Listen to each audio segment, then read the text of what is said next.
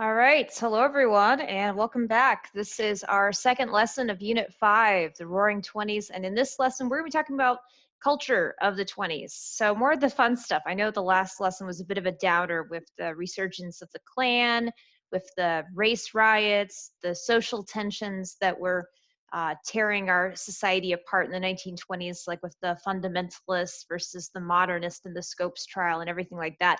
But in this lesson, we're going to talk about some of the good stuff that was happening, some of the reason that put the roaring into the roaring 20s, like, for instance, cars. But before we get to Henry Ford and his assembly line, please make sure you write down the essential question. How will new inventions and cultural contributions impact life for people in America in the 1920s? Pause if you need more time, and let's go ahead and get started. So Henry Ford, born in Michigan as the son of a farmer, he did not like his life there on the farm. And pretty soon, young Ford makes his way to the big city of Detroit.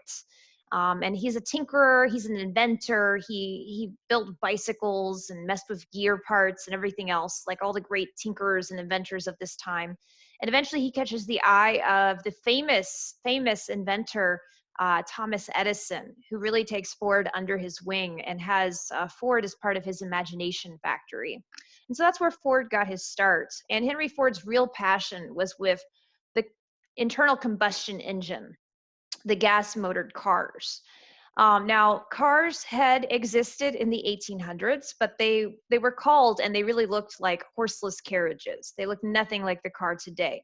Henry Ford really is responsible for creating the modern idea of the mass-produced car for the everyday average person. And the way he did this was through the assembly line, which he did not invent, by the way, but he did perfect. He actually got the idea from the assembly line from touring some of the meatpacking industry plants there in Chicago.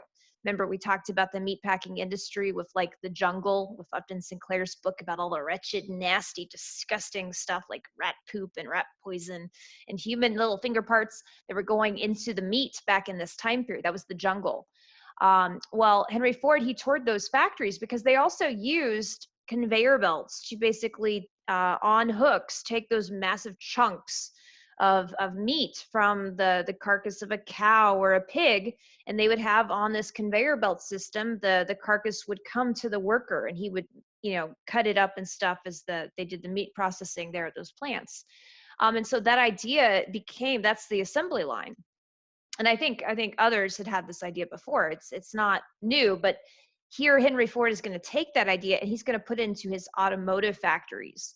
So before, you would work one at a time on building each individual vehicle, and now because of the assembly line, you can have the vehicle being assembled by many different workers, just one after the other, as the vehicle comes to the worker. That's kind of the revolutionary part of this mass production.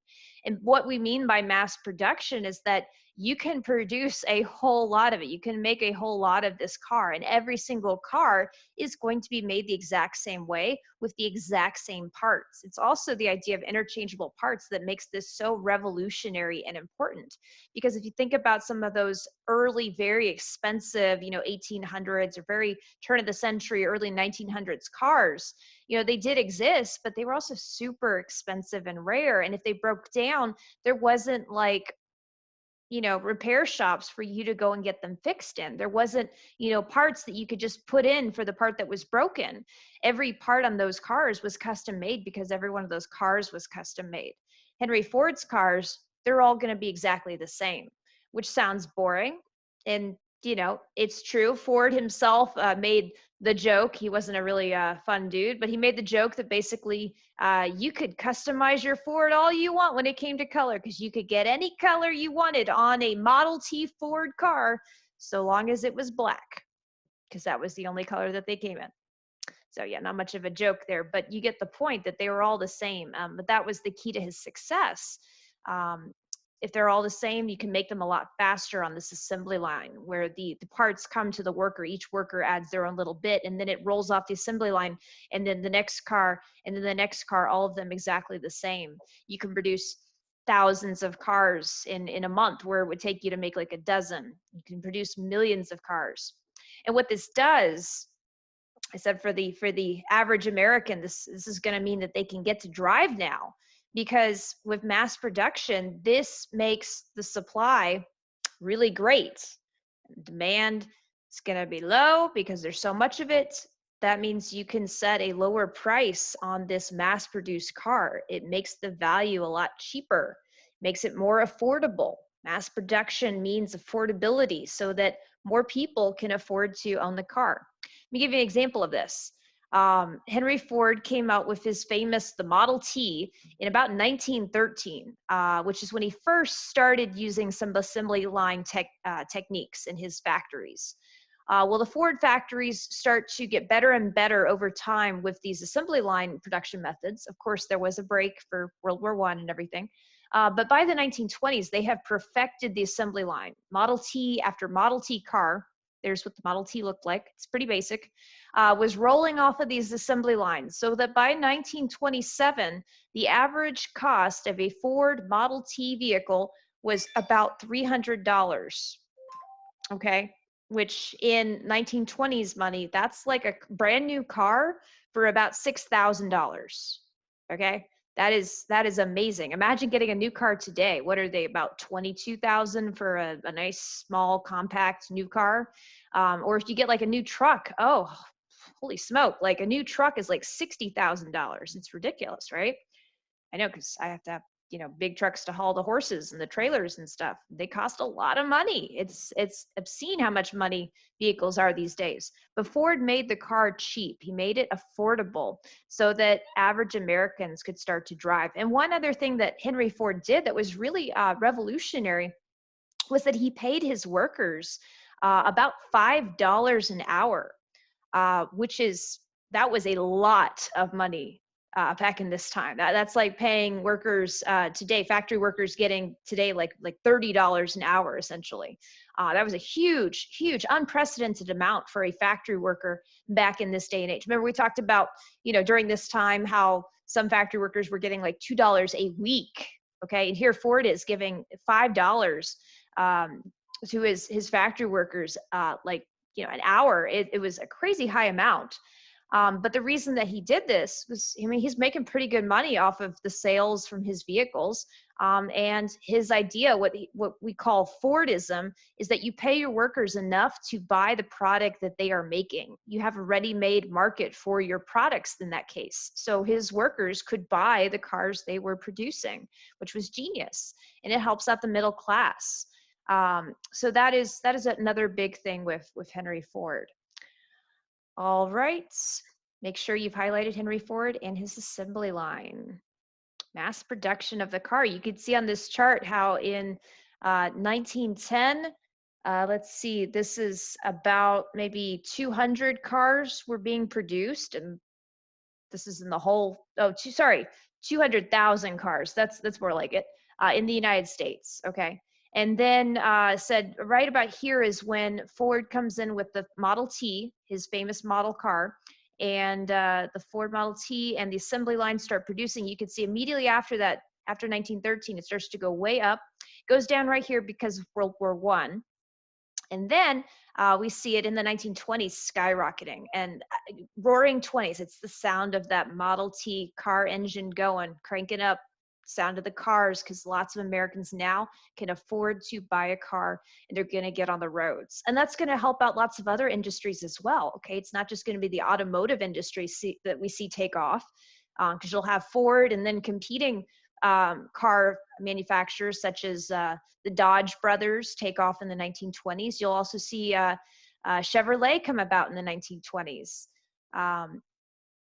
So those industries take off, but you'll also see things related to the car as well. Like, what do you need to drive a car? You need gas. So you'll have to have, start to see the oil industry see, more demands. That will help, things like, now Standard Oil is broken up, but other gas companies and oil companies, they'll benefit from this.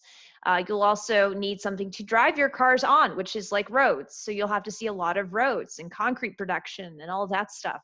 And people are now able to go further than ever before and visit family far, far away. They'll need places to stay. So this will help like the new hotel and motel industry, and all sorts of things will grow because of the growth of the car industry in America.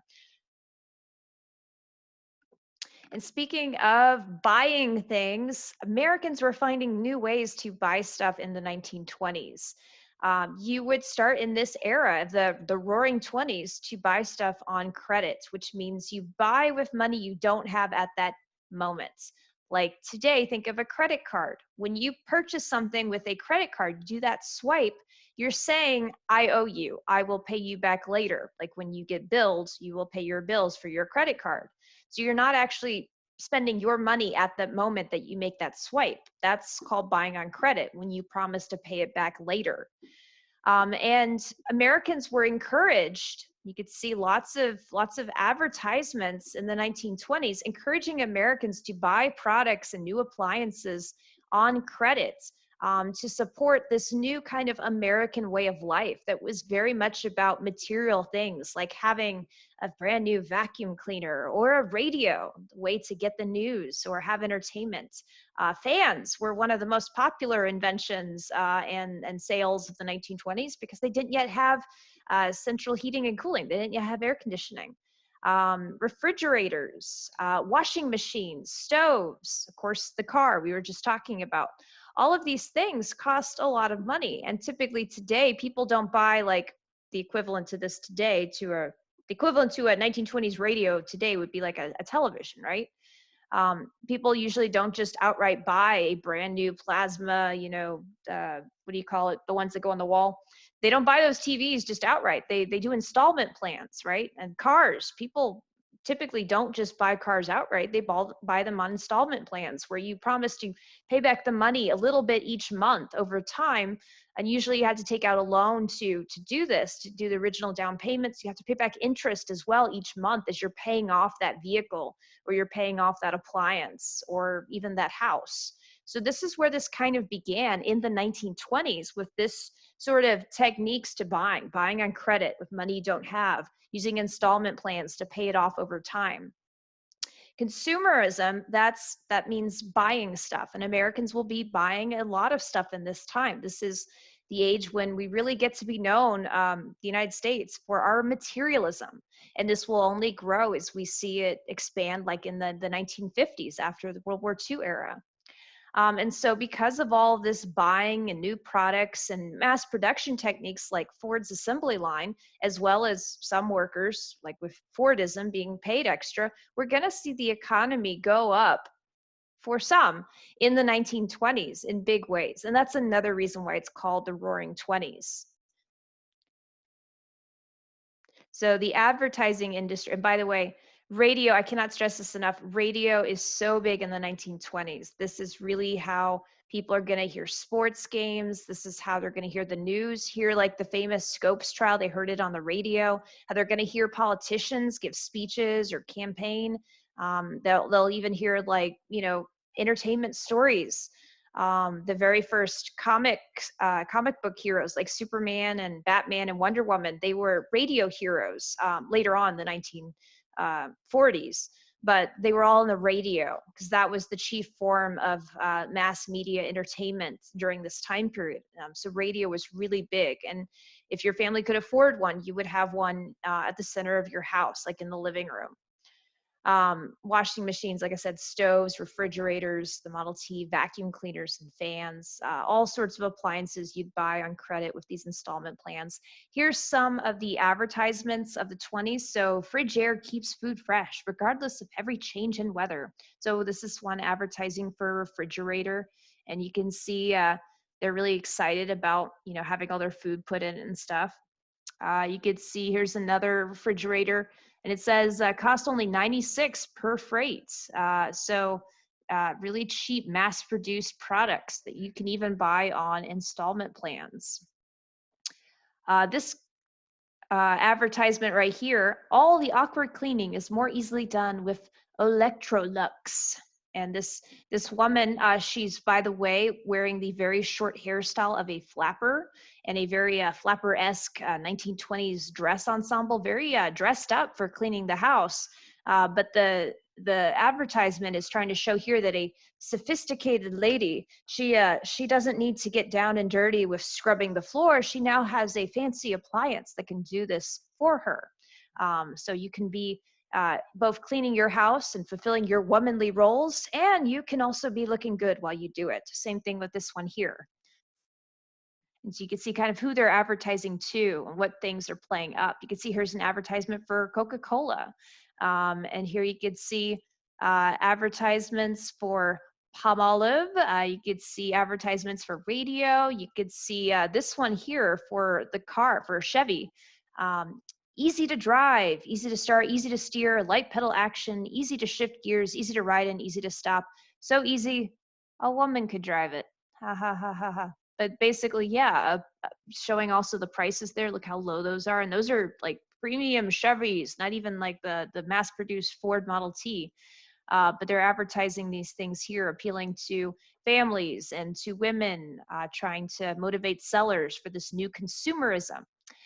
Here you can see this perfume brand advertising that, you know, this is something we see a lot today of in advertisements, but sex sells, right? A beautiful woman and a handsome man. And if she wears this perfume, she will be highly sought after. But this is where modern marketing basically starts to take off because we have all these new products and they're being mass produced. You can advertise them in magazines, newspapers, and the radio. Listen, gather all around. Let's talk about aviation.